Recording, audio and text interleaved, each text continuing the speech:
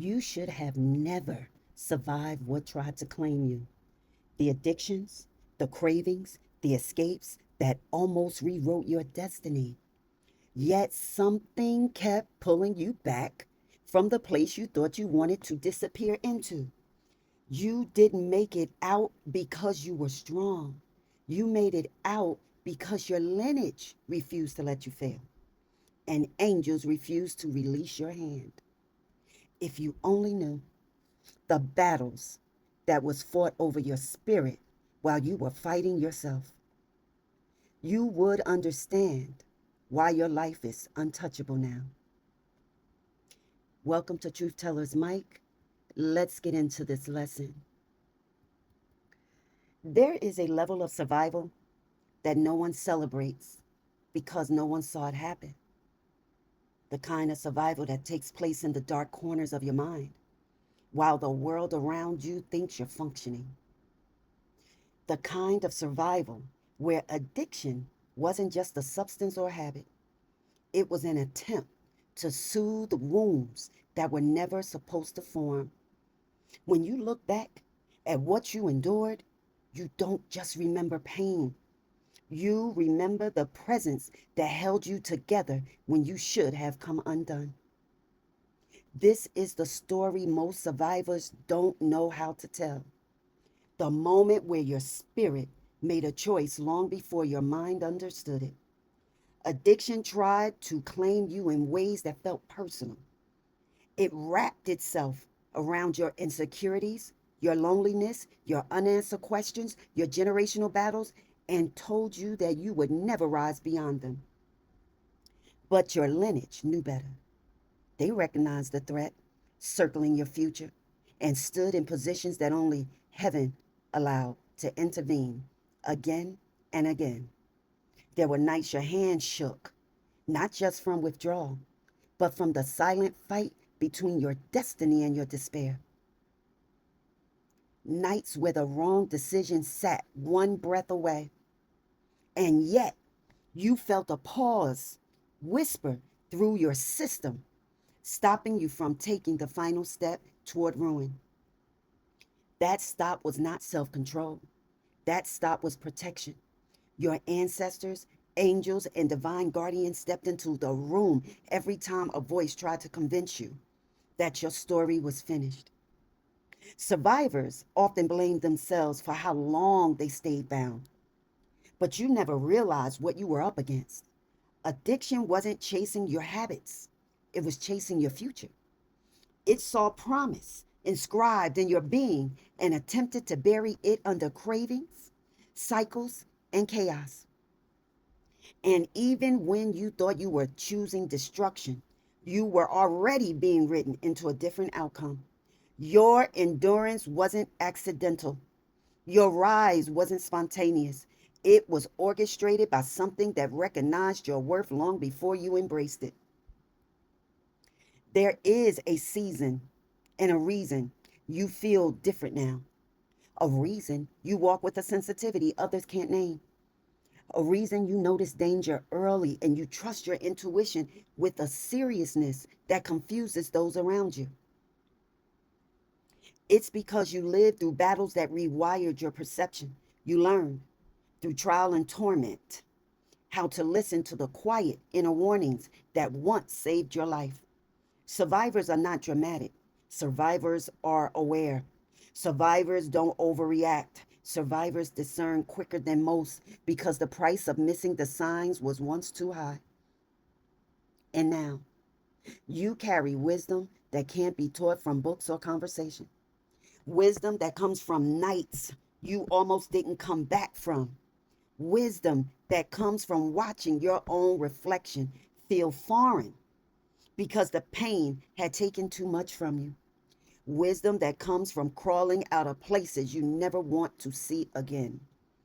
Your breakthrough is not just your victory, it is your evidence that your lineage succeeded in preserving what heaven promised. Someone prayed for you long before you took your first breath. Someone stood watch over your name when addiction tried to erase it. Someone whispered your identity back to you when the world had convicted you. You were nothing more than your wounds and your struggles. You survived because you were never alone. Even when you felt deserted, angels stood at your bedside when you cried with no words. They walked beside you when your mind felt too loud. They placed you in the path of people who didn't know they were being used to keep you alive. They redirected you when destruction was one decision away. And now, the world is about to meet the version of you addiction feared, the version your lineage protected, the version heaven waited for, the version that walks with resilience others can sense whenever you enter a room. See, you are not just a survivor, you are a sign that deliverance is real, a sign that protection is active, and a sign that destiny does not fold under pressure. You didn't crawl out of battle to return to where you were. You rose to take your rightful place, the one you nearly lost, the one your ancestors guarded, the one angels defended, the one heaven refused to surrender. You are living proof that survival is not the end of the story, it is the beginning of your rise. You stand here now with the spirit that refuses to be quiet. After everything addiction tried to take, your presence is the answer to every night you almost didn't make it. You are not here by chance. You are here because your existence carries meaning too deep for destruction to erase. The world sees a survivor. Heaven sees someone chosen long before adversity learned your name. Your lineage didn't hold you so steady so you can shrink yourself for anyone. Angels didn't guard you through the darkest moments so you could question your worth in the light. Every time you rise, the very forces that protected you breathe with you. Every step you take confirms that your deliverance was not luck, it was destiny reclaiming you. Now walk forward with the confidence of someone whose victories were prophesied. Carry yourself like one whose spirit refused surrender. Let your life speak as evidence that even when addiction wrapped its hands around your future, heaven wrapped his arms around you stronger. Your story is not about what tried to break you. Your story is about what could not. Now, you may feel like your past disqualifies you, but your survival is the very proof that your life has purpose.